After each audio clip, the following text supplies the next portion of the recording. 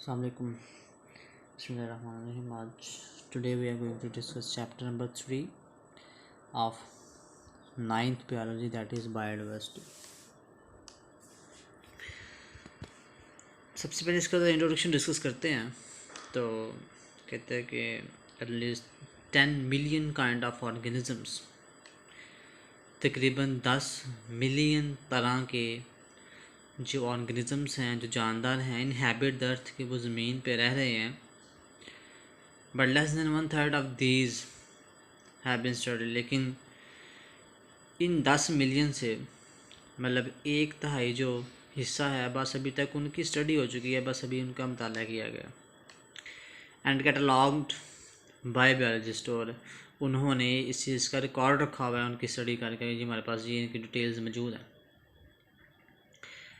Diversity among the earth organisms.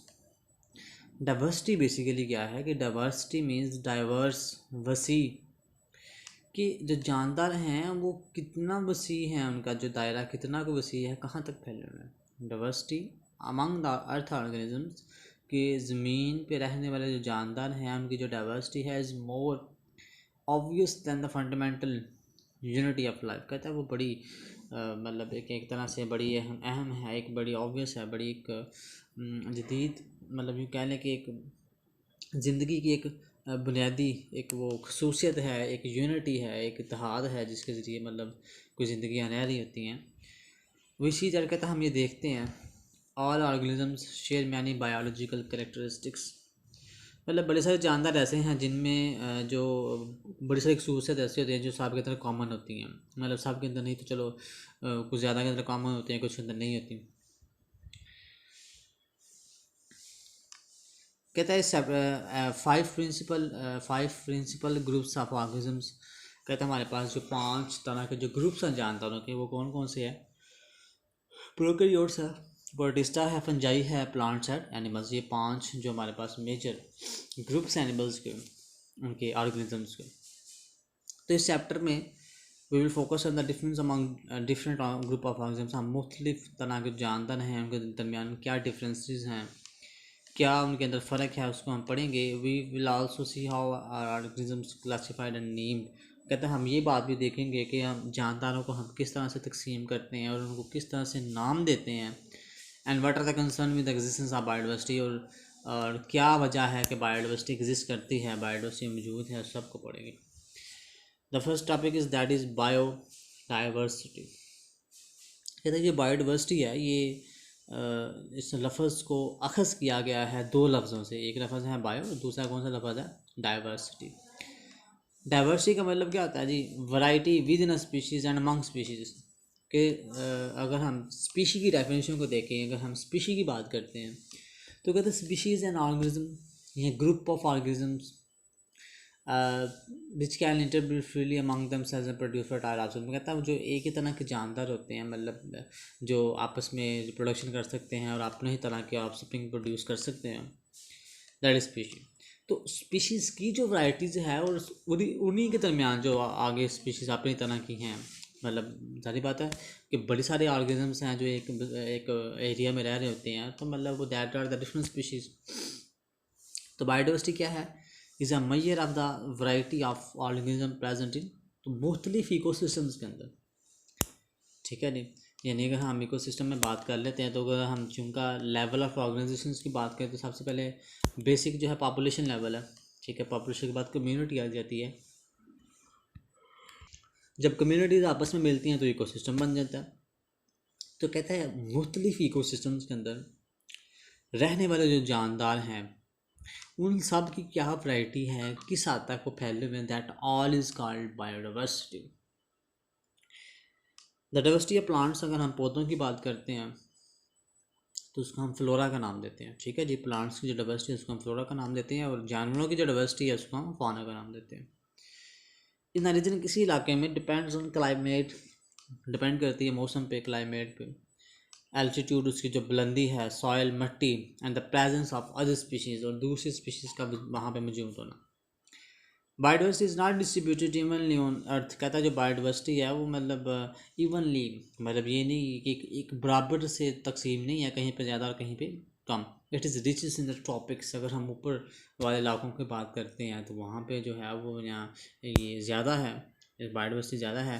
Temperate regions also है many species while there are few species in polar region. कहता है temperate regions की हम बात करते हैं जहाँ पे तकरीबन मिडल वाला टेम्परेचर होता है, जहाँ पे तकरीबन दरमियाना टेम्परेचर होता है, कहता है उनमें स्पीशीज़ ज़्यादा हैं। लेकिन अगर हम पोलर रीजन्स की बात करते हैं, बर्फ़ वाले इलाकों की बात करते हैं, तो वहाँ पे तो बहुत कम है।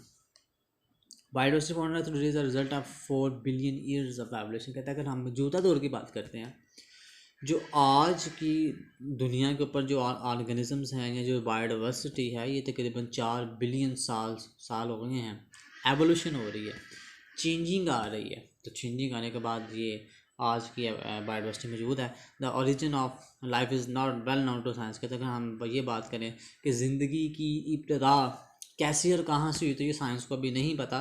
दो limited evidence just that until 600 million years ago होता है। लेकिन कहता है कुछ हमारे पास ऐसे जो हक़ाइक़ मौजूद हैं, वो ये कहते हैं तकरीबन 600 मिलियन साल पहले all life consisted of Bactrian similar unicellular. और तकरीबन 600 साल पहले तमाम की तमाम जो ऑर्गेनिज्म से जानदार थे वो बैक्टीरिया और यूनिसेलुलर पे मुश्तमिल थे, यानी एक सेल से जो मिलकर ऑर्गेनिज्म बने होते हैं।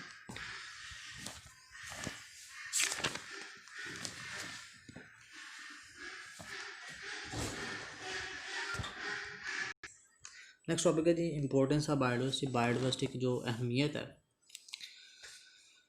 बायोडाइवर्सिटी पर फाइव फूड है जो बायोडाइवर्सिटी है वो इंसानों के लिए खुराक मुहैया करती है।